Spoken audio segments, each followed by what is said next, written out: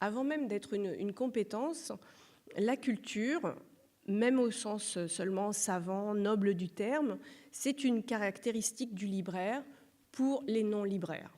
Le libraire, c'est-à-dire celui qui vend du livre, quel que soit son lieu de travail, fait partie du secteur culturel. Sa tutelle, c'est le secteur culturel. Et les a priori des clients ou même des gens qui n'achètent pas de livres sont de toute façon de cet ordre-là. Quelqu'un qui travaille dans une librairie est censé, pour beaucoup, avoir tout lu, ou si ce n'est tout lu, en tout cas tous les livres qu'il y a dans sa librairie. Donc, quelle que soit la manière dont le libraire incarne ce regard social, c'est celui qui pèse sur lui. On doit également se poser, à mon avis, la question de ce que l'on attend du libraire dans son rapport à la culture. Le libraire généraliste doit donc avoir de solides connaissances générales et le libraire spécialisé doit avoir de solides connaissances dans un domaine particulier. Alors, vous me direz, on enfonce des portes ouvertes, mais je crois que c'est quand même des choses assez importantes. Alors, on va s'interroger pour essayer de savoir quelles sont les différentes cultures du libraire et en quoi elles sont garantes de notre métier. Alors moi, je retiens 3 types de cultures. La culture classique, la culture universitaire et la culture empirique.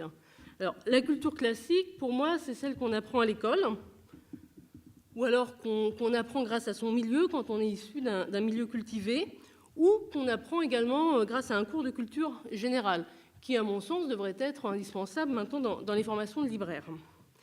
La culture classique était un présupposé acquis avant la massification de l'école, ça a été évoqué tout à l'heure.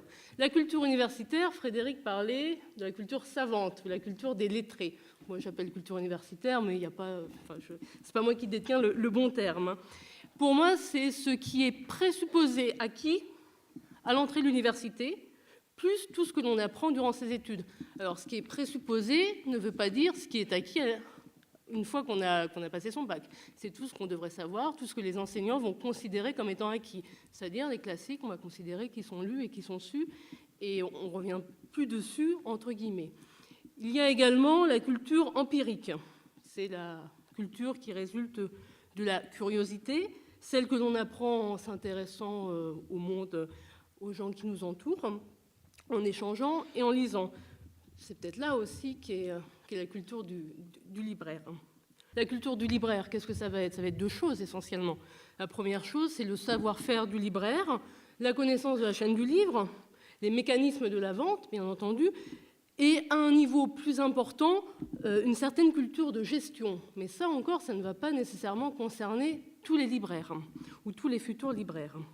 La culture, également, bien entendu, est un ensemble de connaissances dans un domaine particulier, et l'on attendra du libraire aussi dans un domaine général.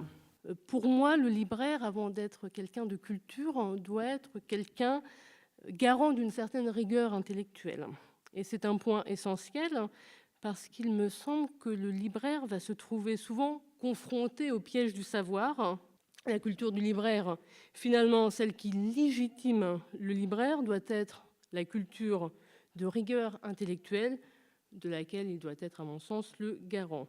C'est en cela qu'il est crédible et se distingue d'un vendeur de livres.